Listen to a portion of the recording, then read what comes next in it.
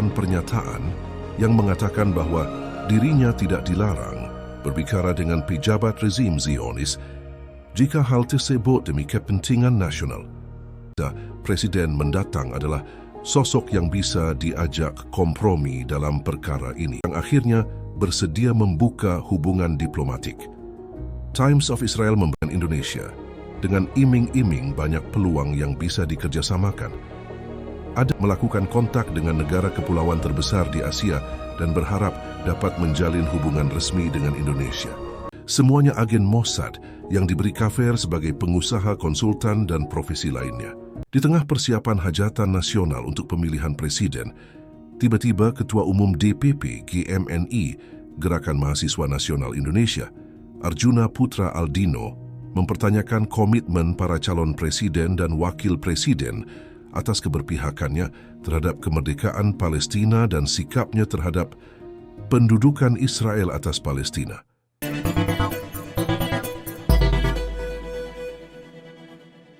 Berita ini salah satunya dilansir oleh situs Warta Ekonomi.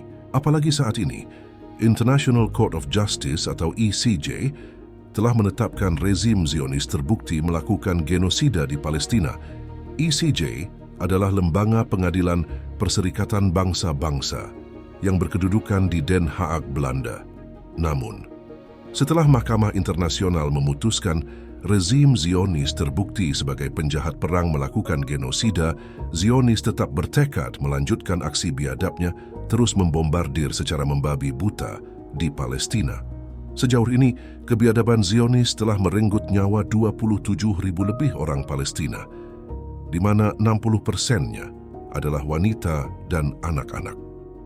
Memang Palestina pada tanggal 6 September 1944 telah mengakui kemerdekaan Indonesia bahkan setahun sebelum proklamasi dikumandangkan. Maka, Indonesia mendukung kemerdekaan rakyat Palestina adalah amanat pembukaan UUD 1945 dan juga diamanatkan dalam Dasasila Bandung hasil Konferensi Asia Afrika. Bukan cuma mengakui kemerdekaan Indonesia, pengusaha Palestina saat itu juga menyumbangkan harta dan emas bagi perjuangan kemerdekaan Indonesia. Padahal saat itu Palestina sendiri dijajah Inggris. Lebih lanjut, Ketua GMNI, Arjuna Putra Aldino mengingatkan, rakyat Palestina adalah saudara tua kita. Mereka membantu kemerdekaan kita dari penjajah. Saat ini, mereka sedang mengalami penjajahan. Kita harus tegas menolak segala hubungan dengan rezim Zionis, karena itu adalah perintah konstitusi dan panggilan kemanusiaan. Maka Saudara Arjuna mempertanyakan kepada Menteri Pertahanan, Prabowo Subianto mengenai adanya isu pembicaraan tentang normalisasi hubungan Indonesia-Israel, di mana wacana ini diungkapkan oleh Prabowo saat bertemu dengan Penasihat Keamanan Nasional Israel bernama Eyal Hulata dalam acara konferensi internasional di Manama, Bahrain pada November 2021 yang lalu. Apa benar demikian? Mengapa yang ditanya Prabowo?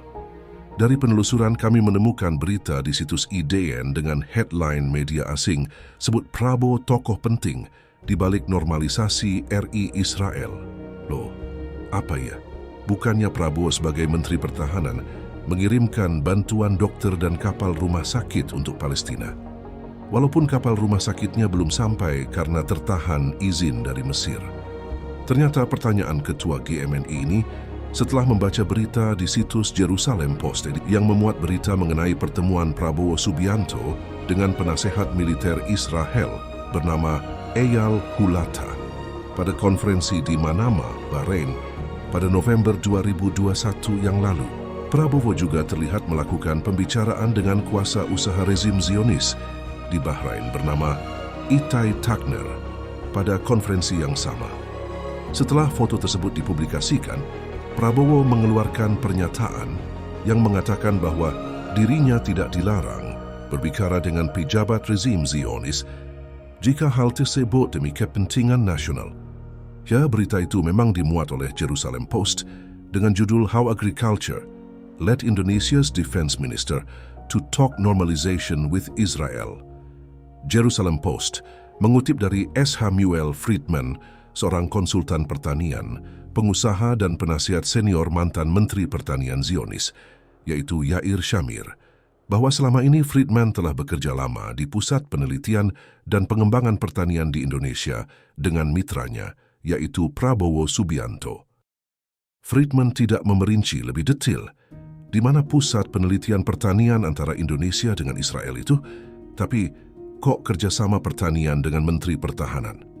Kita jadi ingat bahwa Presiden Jokowi menugaskan Prabowo Subianto menggarap lahan pertanian di Kabupaten Gunung Mas dan Kabupaten Pulang Pisau untuk dijadikan food estate. Proyek ini memanfaatkan lahan gambut seluas 30.000 hektar yang diperluas menjadi 65.000 hektar untuk ditanami hortikultura, perkebunan dan peternakan dalam rangka lumbung pangan dan ketahanan pangan nasional. Friedman mengatakan, dia mengetahui adanya pembicaraan normalisasi antara Yerusalem dengan Jakarta, namun tidak terlibat pembahasan dalam sisi politik. Friedman mengatakan, saya percaya bahwa hubungan antar negara harus dimulai dari sana dengan ketahanan pangan, bukan dengan senjata, melainkan dengan makanan. Rupanya, pembicaraan soal normalisasi hubungan Indonesia dengan Israel ini memang ada, namun strateginya melalui kerjasama pertanian dulu. Pada tahun 2022, Duta Besar Zionis Israel untuk Bulgaria, Yosef Levi Sfari, mengatakan bahwa Israel tertarik untuk berinvestasi dan mengembangkan hubungan dengan Indonesia, khususnya di bidang pertanian dan energi. Juru bicara Kementerian Luar Negeri penjajah Zionis, Lior Hayat, menolak berkomentar, sedangkan Ketua Komisi Urusan Luar Negeri dan Pertahanan Knesset atau Parlemen Zionis, yaitu Ram Ben Barak, mendukung kerjasama pertanian antara Indonesia dan Israel. Kolaborasi itu hal yang baik. Israel dapat membantu membangun pertanian Indonesia, kata Ram Ben Barak kepada situs albalad.co melalui pesan WhatsApp. Apa urusannya dengan Dubes Bulgaria? Begini ceritanya rekan bisnis Friedman bernama Joey Alaham, seorang Yahudi kelahiran Damaskus yang berbasis di New York, yang dikenal sebagai pendiri restoran kosher, makanan halal versi Judaisme, kelas atas dengan merek Prime Grill. Alaham menjadi mediator pertemuan rahasia antara seorang pejabat Indonesia dengan agen intelijen Israel di ibu kota Budapest, Hungaria, pada Mei 2020. Dari sana, komunikasi antar pejabat lebih tinggi dari kedua negara bergulir, dilanjutkan dengan sebuah pertemuan di ibu kota Paris, Prancis. Pada tahun 2020, Indonesia dilanda pandemi COVID. Rangkaian pertemuan tadi dilakukan oleh Ham sampai akhirnya bertemu dengan Menteri Luhut Binsar Panjaitan dalam rangka rezim Zionis itu menyumbangkan 15.000 unit Tafix, obat semprot hidung anti-COVID simplis buatan Israel. Aleham kembali menawarkan bantuan untuk COVID pada akhir Mei 2021, namun Indonesia menolak karena saat itu penjajah Zionis kembali menyerang Gaza dengan operasi Guardian of the Wall bersamaan dengan libur Lailatul Qadar dan hari terakhir bulan Ramadan di Palestina. Merembet dari urusan COVID, ujung-ujungnya Aleham menjajaki kemungkinan normalisasi hubungan Indonesia-Israel. Melalui seorang kontak bisnis yang merupakan mantan perwira senior intelijen IDAF, Aleham bertemu dengan asisten pribadi Prabowo bernama Sudaryono B. Melakukan pembicaraan dengan pejabat intelijen Israel di Budapest, Hungaria pada bulan Mei 2021. Aleham melakukan penjajakan pendahuluan terkait pengamanan kunjungan Menteri Luar Negeri Amerika Serikat, yaitu Antony Blinken, pada bulan-bulan berikutnya. Agen-agen Washington turun langsung dalam upaya melobi Indonesia agar bersedia melakukan normalisasi hubungan dengan Israel. Adam Boiler, CEO perusahaan pembiayaan pembangunan internasional Amerika, mengatakan dalam wawancara dengan Bloomberg bahwa mereka berjanji akan melipat gandakan investasi lebih banyak ke Indonesia jika Indonesia bersedia membuka hubungan diplomatik dengan Israel. Kabar tentang hasil pembicaraan Blinken dalam kunjungannya ke Jakarta pertama kali diberitakan oleh media Amerika Axios, dikatakan bahwa pemerintahan Presiden Amerika, Joe Biden, sedang mencoba untuk memperluas jangkauan Abraham Accord di era Trump ke luar Timur Tengah, hingga ke negara-negara terbesar yang sampai sekarang belum mengakui Israel. Sebenarnya, sejak masa Trump pernah mengatakan bahwa setelah 4 negara Arab itu, Indonesia dan Mauritania menjadi sasaran berikutnya untuk diajak membuka hubungan diplomatik dengan Israel. Axios menambahkan bahwa dalam beberapa bulan terakhir, para pejabat Amerika dan Israel telah mendiskusikan cara-cara untuk memperluas penerapan Abraham Accord dengan Indonesia dan telah mengambil tindakan dalam konteks tersebut. Demikian keterangan para pejabat Israel. Abraham Accords yang digagas Donald Trump adalah perjanjian antara Israel dengan 4 negara mayoritas Muslim, Uni Emirat Arab, Bahrain, Maroko, dan Sudan, yang akhirnya bersedia membuka hubungan diplomatik. Times of Israel memberitakan, kunjungan Menteri Luar Negeri Amerika Antony Blinken pada Desember 2021 ke Jakarta adalah untuk berdiskusi dengan para pejabat senior Indonesia, di antaranya dengan Ibu Retno Marsudi, tentang kemungkinan Indonesia mau membuka hubungan diplomatik dengan Israel. Laporan oleh situs berita Walla Hebrew dan Axios mengutip keterangan pejabat Israel yang mengetahui diskusi tersebut, menilai bahwa kemungkinan besar belum ada terobosan yang signifikan dalam waktu dekat. Laporan tersebut juga mengutip keterangan pejabat senior Estes yang mengatakan bahwa pemerintahan Joe Biden tetap bekerja secara diam-diam, namun cukup tekun untuk terus memperluas perjanjian Abraham dan menambahkan bahwa hal tersebut mungkin memerlukan waktu. Juru bicara Departemen Luar Negeri Amerika, Ned Price, mengatakan, "Kami akan terus menjajaki peluang dilakukannya normalisasi hubungan, tetapi kami akan membiarkan diskusi tersebut berjalan secara tertutup sampai pada saat yang tepat nanti." Dari berita-berita ini, dapat disimpulkan bahwa Amerika akan terus berusaha menekan Indonesia agar mau membuka hubungan diplomatik dengan penjajah Zionis tersebut, dan pembicaraan dilakukan secara tertutup. Cara yang dilakukan Amerika selama ini adalah dengan politik tarik kekang dan kasih umpan. Selama ini Amerika membatasi pasokan suku cadang alutista dan mengancam tidak akan mengizinkan Indonesia membeli persenjataan mutakhir milik Amerika. Di sisi lain, Amerika mengiming-imingi investasi besar-besaran.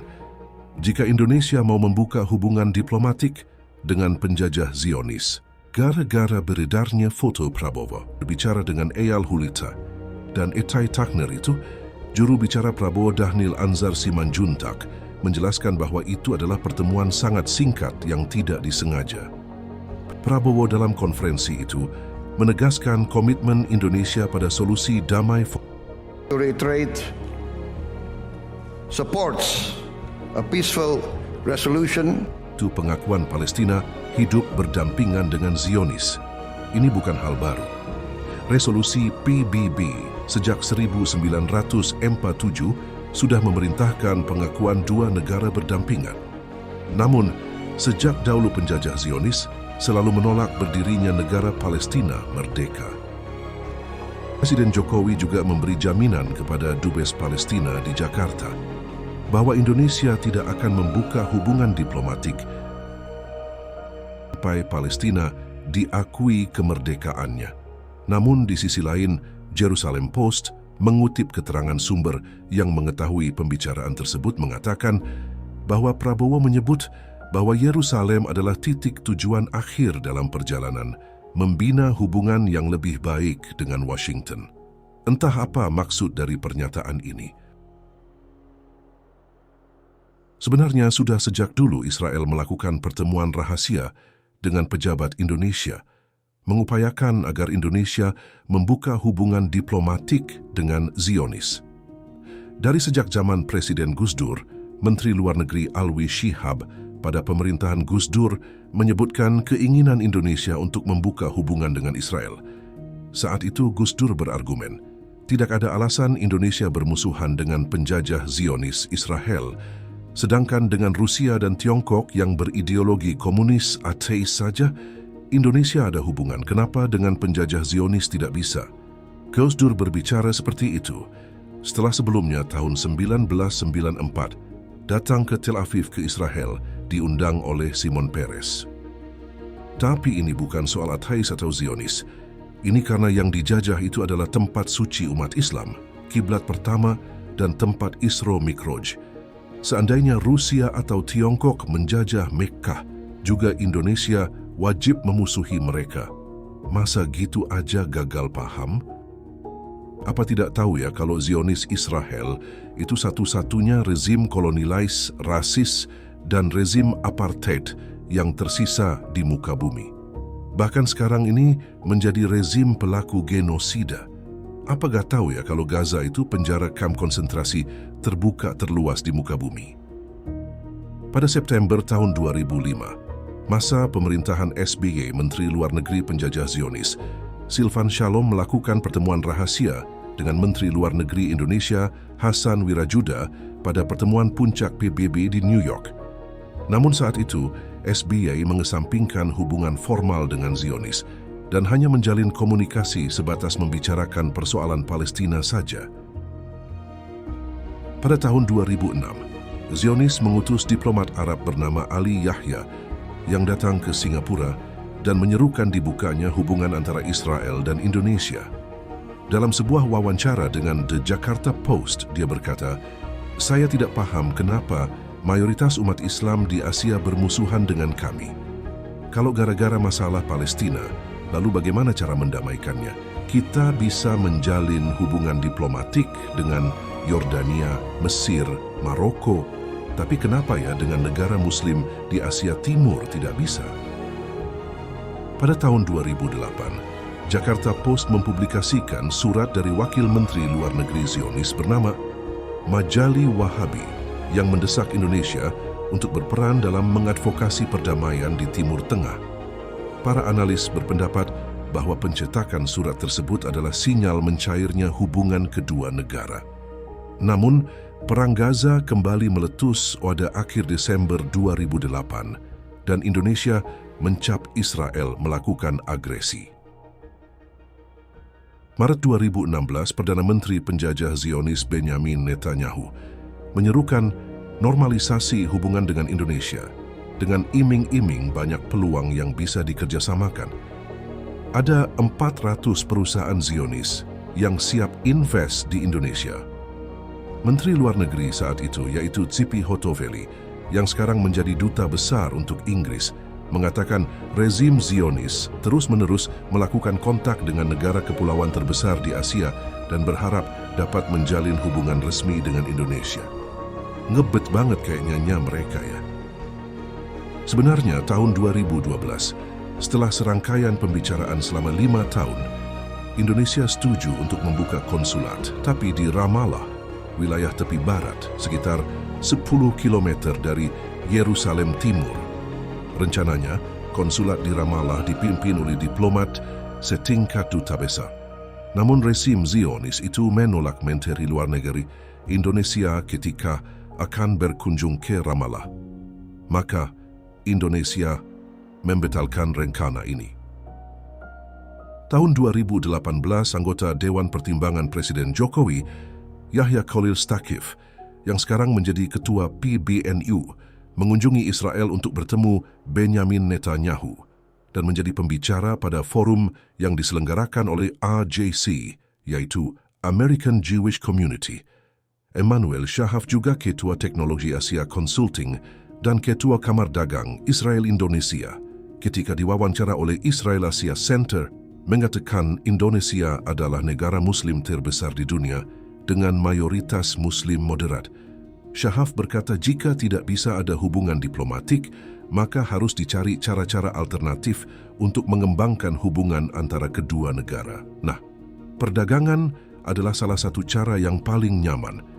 Bagi Shahaf, penting saat ini membangun hubungan di tingkat antar masyarakat saja dulu, nggak usah di tingkat politik formal. Nah, disitulah NU bisa membantu. Shahaf mengaku sudah bertemu Stakif saat berkunjung ke Israel. Beliau adalah orang yang sangat baik dan menurut saya, beliau melanjutkan sejarah panjang NU yang terbuka menjalin hubungan dengan Israel. Perlu diketahui Emmanuel Sahaf adalah mantan Kepala Dinas Rahasia Mossad untuk wilayah Asia Tenggara. Kedubes penjajah Zionis di Singapura adalah kantor Mossad untuk Asia Tenggara. Orang-orang seperti Friedman, Sahaf, Joey Aleham, semuanya agen Mossad yang diberi kafir sebagai pengusaha, konsultan, dan profesi lainnya. Melihat betapa ngebetnya Zionis Israel yang didukung Amerika, ingin agar Indonesia mau membuka hubungan diplomatik, maka sudah pasti mereka akan berupaya kalau bisa Presiden mendatang adalah sosok yang bisa diajak kompromi dalam perkara ini. Selama ini yang menjadi batu sandungan adalah sensitivitas umat Islam. Siapapun presidennya harus sangat berhati-hati karena sangat beresiko dan tidak ingin terjadi gejolak dan ketidakstabilan di dalam negeri gara-gara nekat membuka hubungan diplomatik dengan Zionis penjajah. Namun bisa dipastikan Zionis pun tidak akan berhenti membina dan menyusupkan agen-agennya ke dalam berbagai elemen masyarakat. Agen Mossad di Asia Tenggara bertugas membina hubungan dengan elemen masyarakat yang pro kepada Zionis, baik itu dari kalangan pejabat, ulama dan pemuka agama, tokoh LSM, YouTuber, buzzer, dan influencer. Kita bisa saksikan misalnya channel dan kanal YouTube yang pro-Zionis targetnya perlahan namun pasti melakukan transformasi, mengubah sensitivitas dan opini masyarakat Indonesia agar semakin banyak yang pro pada Zionis, kalaupun tidak pro pada mereka, minimal jangan pro pada kelompok perlawanan Palestina.